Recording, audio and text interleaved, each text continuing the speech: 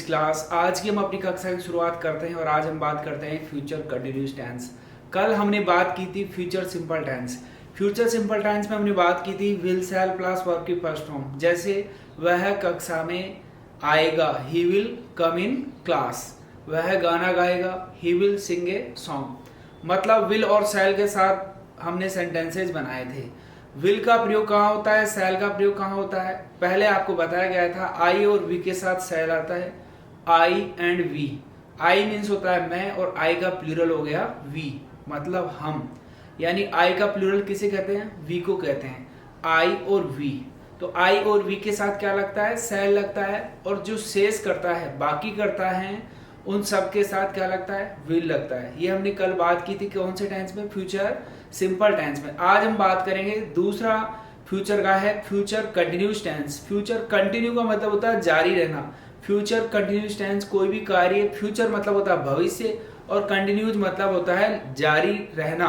भविष्य में यदि कोई कार्य जारी रहता है, मतलब जैसे मैं कल स्पीच दे रहा हूँगा, इस समय I will be giving speech at this time tomorrow.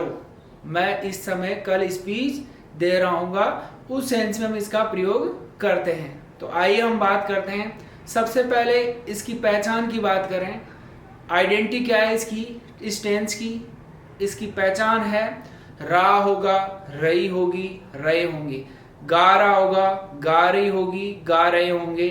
मतलब आसानी से आप सेंटेंस इसके बना सकते हैं। वैसे सिंपल तरीके से बात करें तो फ्यूचर टेंस का बहुत कम प्रयोग होता है। फिलहाल हम देखेंगे फ्यूचर टेंस की सबसे पहले पहचान की बात करें। रहा होगा, रही होगी, रहे होंगे।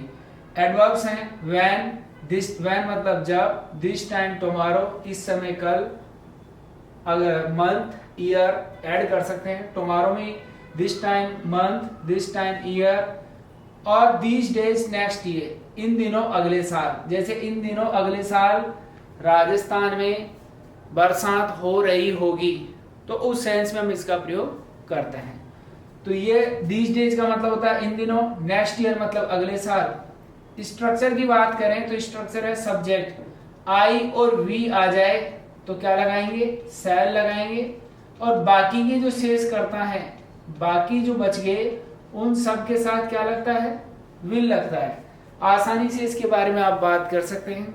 आई और वी के साथ शैल और बाकी कर्ता जो बच गए उनके साथ विल का हम प्रयोग करते हैं। जैसे अब इसका नेगेटिव बनाना हो तो सब्जेक्ट प्लस विल शैल के बाद क्या लगा दोगे, नॉट। नेगेटिव बनाना है तो सब्जेक्ट प्लस विल शैल के बाद में नोट लगा दो। वर्ब की फर्स्ट फॉर्म लगा दो, वर्ब की फर्स्ट फॉर्म के बाद में आईएनजी और फिर ऑब्जेक्ट। इंट्रोगेटिव बनाना हो तो विल शैल को बाहर लिखो, पहले लिखो सब्जेक्ट से पहले, will shall plus subject plus verb की फर्स्ट फॉर्म आईएनजी ऑब्जेक्ट, ठीक है। और इंट्रोगेटिव नेगेटिव की बात करनी हो तो will shall plus subject plus not plus be भी लिखना आपको, प्लस वर्ब की फर्स्ट फॉर्म आईएनजी ऑब्जेक्ट, ठीक है। और लास्ट में ऐड आप कुछ भी कर सकते हैं, जो मैंने आपको कहा था MPTR, manner, place, time, reason. ज्यादातर जैसे MPT लिखते हैं, इसका कम प्रयोग होता है मैनर, पैलेस, टाइम। यहाँ पर समय भी आ सकता है, जैसे कि हमने सेंटेंस लिखा दिस टाइम टुमारो। एग्जाम्पल आपके सामने रखा, my mother will be cooking food this time tomorrow. मेरी माताजी कल इस समय खाना पका रही होगी।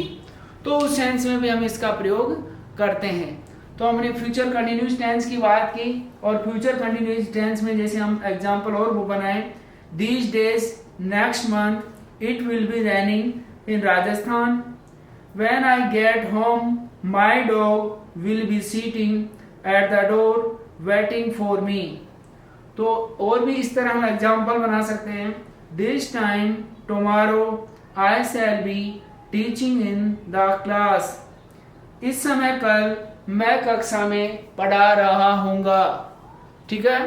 तो रहा हूँगा उस सेंस में आप इसको आसानी से यूज कर सकते हैं। तो सिंपल तरीके से मैंने बात की फ्यूचर कंटिन्यूस टेंस की, जिसमें कार्य क्या रहता है, जारी रहता है। आसानी से इसके सेंटेंस आपने बनाए और आप इसकी प्रैक्टिस करेंगे, अभ्यास करेंगे, एवरीथिंग विल बी डन।